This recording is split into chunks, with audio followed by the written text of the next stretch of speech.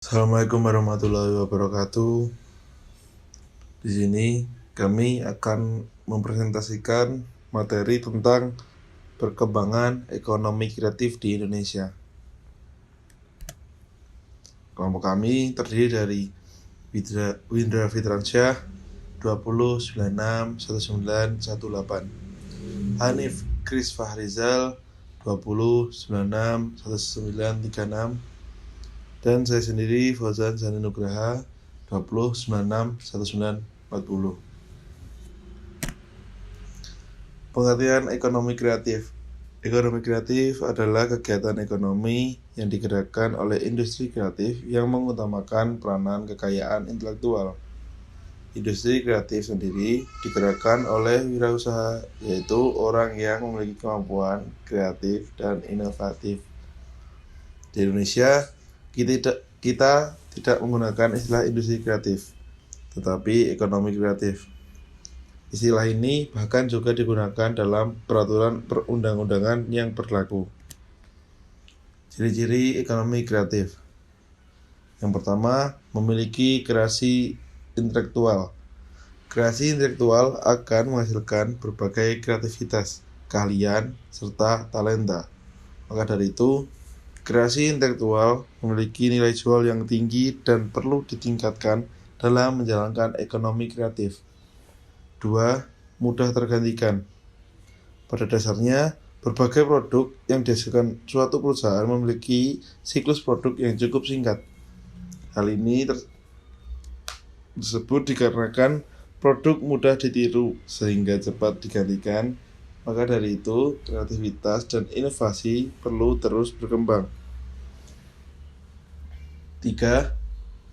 Penyediaan produk secara langsung dan tidak langsung.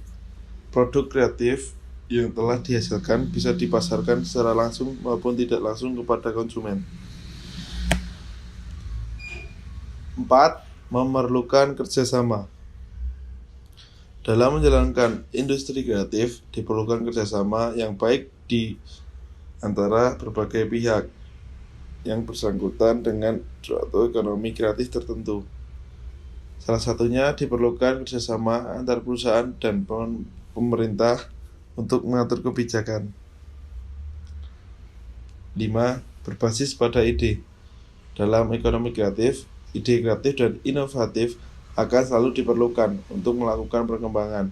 Oleh karena itu, penciptaan produk baru akan selalu berdasarkan pada ide baru. 6.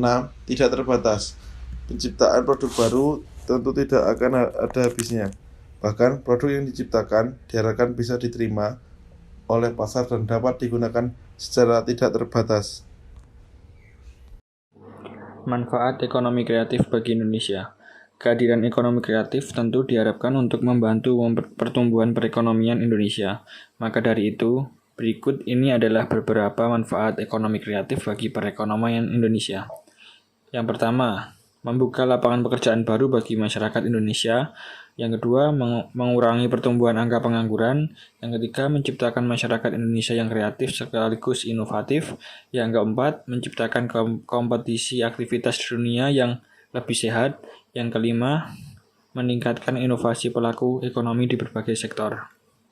Selanjutnya, perkembangan ekonomi kreatif di Indonesia. Sejak tahun 2006 diawali dengan instruksi dari Presiden Susilo Bambang Yudhoyono untuk dapat mengembangkan sektor ekonomi kreatif di Indonesia. Hingga kini perkembangan ekonomi kreatif di Indonesia cukup menyita perhatian dunia. Seakan Indonesia sudah mempersiapkan diri menghadapi pandemi yang baru terjadi 14 tahun setelah instruksi pengembangan sektor ekonomi kreatif dikeluarkan. Kini Indonesia menjadi salah satu dari negara dunia yang berhasil selamat dari ancaman resesi akibat pandemi corona yang melanda dunia. Tahapan perkembangan ekonomi kreatif di Indonesia. Indonesia dengan kekuatan ekonomi kreatifnya memang tidak bangkit layaknya membalikkan telapak tangan. Beberapa tahapan telah ditempuh Indonesia untuk dapat memiliki kekuatan ekonomi, khususnya ekonomi kreatif. Apa saja tahapan perkembangan ekonomi kreatif di Indonesia dan bagaimana bisa menjadi kekuatan perekonomian yang menggerakkan roda ekonomi negara. Berikut ini adalah tahapan yang dilalui oleh negara Indonesia dalam perkembangan ekonomi. Instruksi Presiden Susilo Bambang Yudhoyono tahun 2006 sampai 2007. Semenjak Indonesia merdeka 1945 hingga tahun 2006 di bawah kepemimpinan Presiden Republik Indonesia yang ke-6 Susilo Bambang Yudhoyono, keberadaan sektor ekonomi kreatif masih kurang menjadi perhatian. Pada tahun 2006, SBY memulai proses pengembangan industri sektor ekonomi kreatif ini dengan membentuk Indonesia Design Power melalui Departemen Perdagangan. Bahkan dalam prosesnya, Kementerian Pariwisata dan Kebudayaan mengalami perubahan struktur menjadi Kementerian Pariwisata dan Ekonomi Kreatif sebagai wujud keseriusan pemerintah mendorong perkembangan ekonomi kreatif di Indonesia. Cetak biru perkembangan ekonomi kreatif 2025. Peluncuran cetak biru dari pengembangan ekonomi kreatif di Indonesia 2025 dan pengembangan 14 subsektor industri kreatif Indonesia dilakukan pada tahun 2008 sebagai gerbang pembuka atas dimulainya proses perkembangan ekonomi kreatif di Indonesia.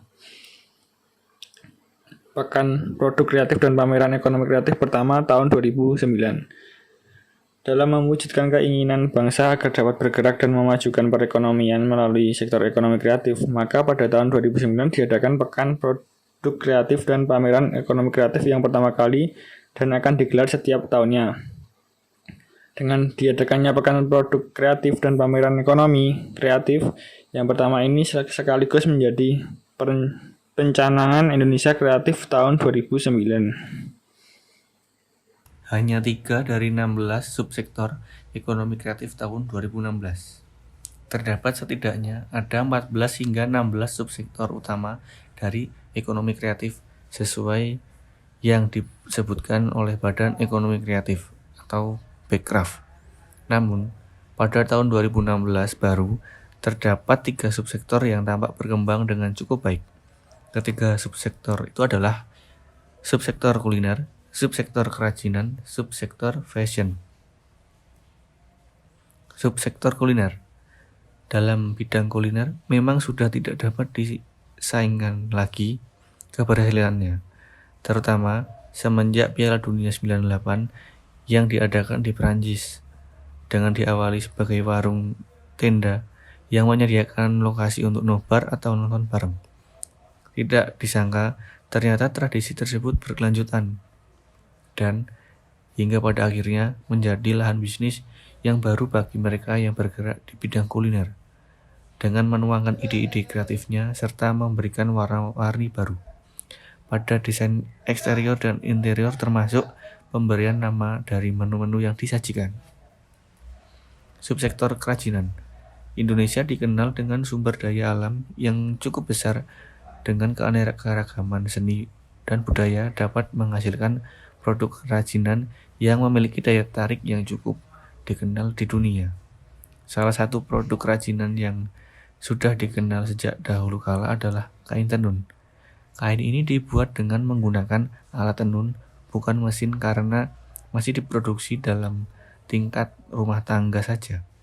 Kerajinan lainnya yang sudah cukup dikenal adalah anyaman bambu yang berbentuk kursi, sehingga miniatur suatu objek lainnya. Bahkan dari produk daur ulang limbah plastik maupun memberikan keuntungan yang cukup besar, sehingga perlu terus dikembangkan dan diberikan pendampingannya kepada pelaku dan calon pelaku usaha ekonomi kreatif, khususnya subsektor kerajinan kini. Dengan perkembangan informasi dan teknologi, serta penyerapan ilmu dan komunikasi, banyak jenis kerajinan baru bermunculan, termasuk kerajinan menghias tempat makan atau minuman, sampai dengan barang-barang yang fashionable. Subsektor fashion. Jika dulu kita mendengar dunia fashion, tentunya terlintas di pikiran kita dunia fashion yang glamor serta pendidikan yang mahal. Tapi siapa sangka pada tahun 2016 justru hasil rancangan maupun pemilihan bahan dapat dipelajari dari dalam kamar, bahkan hingga penjualannya bisa dilakukan tanpa harus memiliki alat produksi.